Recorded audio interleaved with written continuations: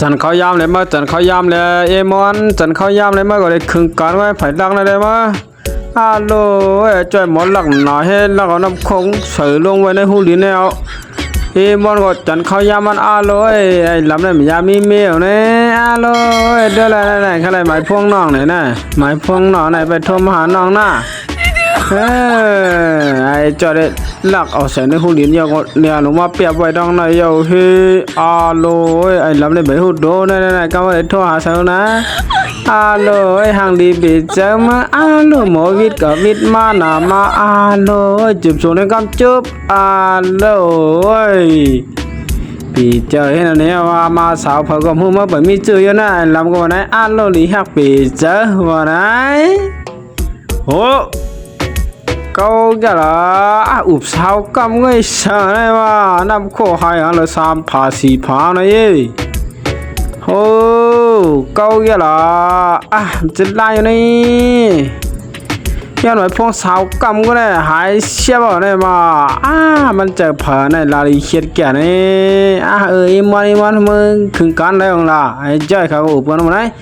ไอ้ลำนั้นเด้ลูกเกี่ยมือจนลำปีเจ้าว่าเฮ้ผู้ลูกเขียวมือกว่าไปแล้วเกี่ยผลลังกับหูหม้อนะมือโยไอ้ลำในมือโยมาลูกเกี่ยหม้อผดันมาหลังของไหนมามันมือว่ะปากว่าหาตัวด้วยเลยหลังวักตัวด้วยมีโยมือโยไอ้ลำนั้นได้ลอยน้ำโค้งหายลงหาได้มือเปลี่ยนแล้วไอ้จอยมังงอกตัวเฮ้ไอ้มอนมาเปิดวันไหนกำหน้าเขาได้ตัวด้วยกำหน้าเขาได้ตัวให้หูดีๆก่อนกำใครมาห้องมาขึ้นกันไอ้จอยก็มาได้แล้วตัวด้วยดองหันนั่นเองเขาเฉียวมาเลยดองหลังเอามือขึ้นอะไรมาไอ้นี่โลยมองมือเฮ้ยโลมันลาลีหันเนาะเอาเฉียวมาลีเนาะรู้มั้งมีงมจะว่าโลยเลยกินเอาก็ได้มาไหนโลยเลยมาฉีพามเดี๋ยวมั้งเลยยองก็ช่วยมอนอยู่เฮ้ยนั่นโลมันมือกว่ามือกว่าไปกำหน้าขอมามุนหมดก่อนไอ้เจ้าก็ว่าไงไอ้เจ้าเรียนมาทั้งสองผ่าโลนักเจ้าโม่เลยกินคนไหลมาเที่ยวเมื่อฮะเลยว่าไงปีกพักตัวก่อนกว่านั่นเอ็มอนนั่นตามมาเอานึ่งผาปอมันเปรี้ยวเลยมียี่ห้อนักวันนักอะไรมั้งเอามือผาปอมั้ยถอดได้ก่อไอ้กลมไปก่อนว่าฮัลโหลไอ้กลมมันขลาในน้ำขั้วฮัลโหลมันมาเอาแล้วไงก็ปั่นลายนี่มาเลยไอ้ก็ดักมาเมื่อกี้นี่มาเอาไอ้เกียกนี่ก็ปั่นลายก็ว่าเอาเอามือกล้วยก็เลยก็หยับซ้ำมามันหลักปะเนาะหรือเอาไว้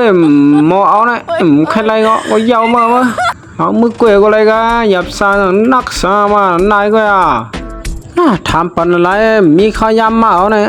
ลอยเรียบพังเมื่อไอ้กัวผมทำปันเมื่อไหร่บ่เอามือกล้วยก็เลยก็หยับซามาตันนายก็ได้หยับซามาทุเรียนเมื่อไหร่เนี่ยก็ที่สั่งเราไม่ก็โลยจะลำหน่อยเฮกดึงยุงดังคลำพูมาหาก็เฮียได้มาเกาเฮียได้ฮัลโหลเฮียอย่างนั้นแหละกวางปัดกันก็ขี้มึงเมานะมึงเมาอ่ะขึ้นอะไรไปกันกำก็ดีเอาเว้ยฮัลโหลเกาหน่อยโทรมาอยากเข้ายำหน่อยดึงยุกหน่อยเกาเฮียเนี่ยว่าเมื่อไอ้เนี่ยเดี๋ยวเราโทรมาหาเขาเมื่อไรก็ยิ้มมือหืนเอาเลยลูกก็ไม่รู้จะการรู้มั้งเดี๋ยวไรมาเอาเลยเฮ้ยมีอะไรแล้วก็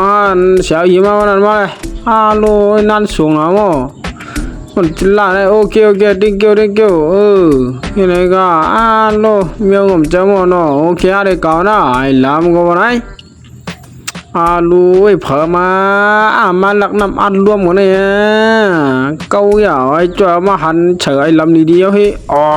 ไอ้ลำมือนั่นเกาเกี่ยไอ้เนี่ย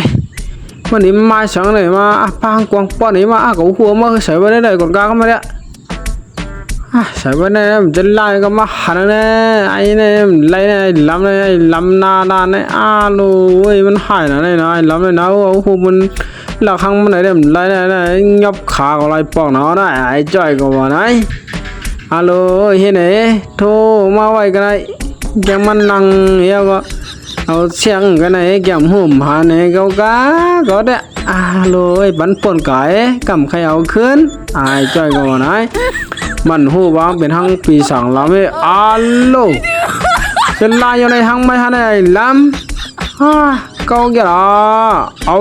năm cuộc câu năm ăn luôn câu năm bán năm chiêm cái này phó mà bắn khẩn này mà phí này thằng này alo hết đi có lại điên mà nhà có này giờ mới có thằng đấy alo ơi xóa mưa hơn là mà cái mày đấyว่านะไอ้เจ้าเอาน้ำมันเงางะหญ้ากินขันมันหญ้าปีดำเอาน้ำเจมันมือเปียดขึ้นเหี่ยว